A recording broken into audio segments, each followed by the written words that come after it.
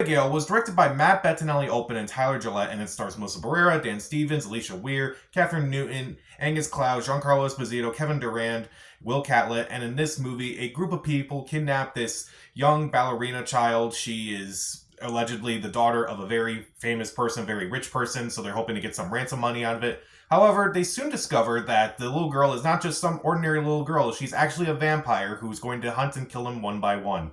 So this is a movie that I remember hearing about for a while. I remember it was supposed to come out. Well, maybe not. I was supposed to. It was in production last year for a bit, and I was kind of curious to see like what this movie was going to be like because it was just a mystery monster movie that was going to be out this year. And when I saw the trailer for it, I was like, okay, this looks like a lot of fun. This looks really ridiculous and over the top, and I was definitely on board with it. I was definitely intrigued because of the cast and also the directors who I do like. I did enjoy their Scream movies, and I really enjoyed their last movie, Ready or Not. So why not check this movie out? And honestly, I had a good time with it. This movie's a lot of fun. It's clearly leaning more towards comedy, which I'll kind of get into, but I still thought it was a good time overall. So let's start off with the actors in this movie. I thought almost everyone did a good job in this movie.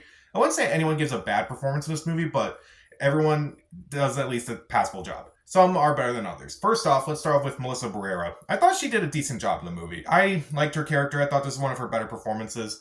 I did like her arc in the movie where she's kind of like the most conflicted of all the other kidnappers. I thought that was really well handled, which I'll kind of talk about later on in the movie. Alicia Weir's also really good in this movie. I thought she was really good as Abigail. She was kind of like, tried to be like, the small innocent child and also be like this crazy monster who is clearly like, kind of had enough. It's like, she kind of blends that really well. Catherine Newton also does a decent job. So does Kevin Durand, who plays, admittedly, this big dumb idiot. And I thought he was just so funny in the movie. Every time he spoke, it was just hilarious, and I just really enjoyed his performance. Among everyone else, Angus Cloud has a few good moments here and there. I thought his performance was solid. Meanwhile, I did think the blend of horror and comedy was pretty good. Even though I kind of laughed more in this movie than I probably expected to, there were definitely some moments where it kind of did kind of catch me off guard a bit, where it's like, okay, that was kind of creepy. But then again, there were so many moments where I was kind of laughing, mainly because of the dialogue. It's actually pretty funny. I did think the mansion that they were in was also very well used in this movie. I thought that was pretty cool. Meanwhile, I feel like the comparisons to Ready or Not are kind of obvious, where it's like in the first movie, the hero is, kind of like she's by herself, but then there's this whole family after her. Meanwhile, they kind of like switch the roles, where it's like the main villain is one person, but everyone else is kind of the hero. Well, that's kind of up for debate, which I'll kind of talk about.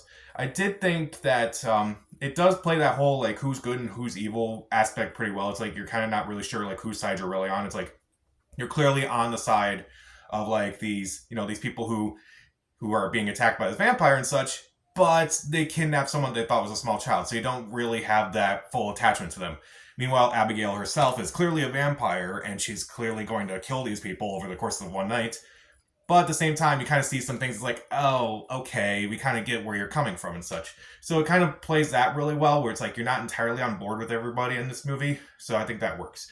But I did think there were some also really cool uses of like, vampire lore and such, where they kind of make fun of some of the things in vampire lore, which I won't get into. But there are some moments where it's like where you think, okay, this will kill the vampire and what will be your weakness and such.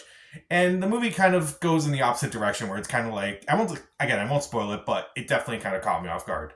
And also, I did like the use of Swan Lake in this movie, surprisingly, which it's like they kind of use the music throughout the entire movie, and it kind of makes things a lot of fun. And that's probably the best thing I can say about Abigail. It's just a fun time overall. It definitely leans more into comedy than it does horror, but I still kind of had a good time with it. But let's talk about the things I don't like in this movie. There are a lot of predictable things in this movie, and I don't know, it's just because the trailer itself kind of gave away some things about this movie, but I also kind of feel like I've seen enough movies to the point where I'm like, okay, I can kind of predict where some things are going in this movie. And they kind of do. I won't spoil anything about Giancarlo Esposito's role in this movie, but I feel like it's kind of obvious that he had a bigger part in this movie.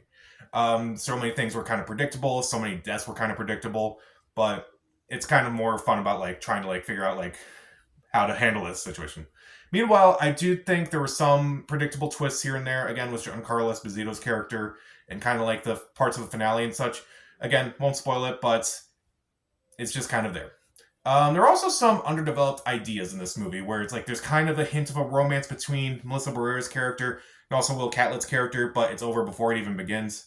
it's kind of unfortunate. I do think there were some really cool ideas that they could have explored, but they don't really do that. And also, I thought the kills themselves were pretty okay. Some of the deaths in the movie you kind of don't even see on camera, which is kind of disappointing. You kind of just see the aftermath of it, or you kind of see everyone else's reaction to it rather than see the actual death on screen.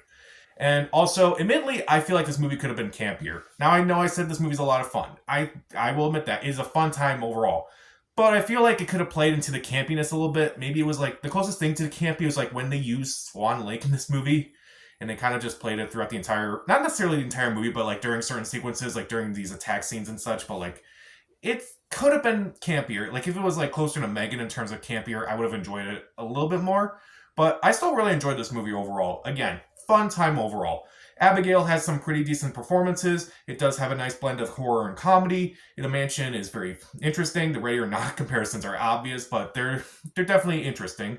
I did think it was fun overall. There were some creative moments with vampire lore and such. I did think the use of Swan Lake was pretty good. And I did like that whole angle about like trying to figure out, not necessarily figuring out who's good and bad, but like trying to like think of like, okay, are you on this side of this character or on this side of this character? It's like you kind of like does do a really good job of like trying to make everyone not necessarily seem sympathetic, but at the same time it's like kind of understand where everybody's coming from. And even though there are a lot of predictable moments, there are some okay kills and also some very predictable twists and such, and some underdeveloped moments, and also it could have been campier. I still had a good time with it. I would definitely recommend it. I'll give Abigail 3 out of 4 stars. See it. So, what's your favorite vampire movie? Comment down below. Subscribe to the channel. This is Pat. Stay safe.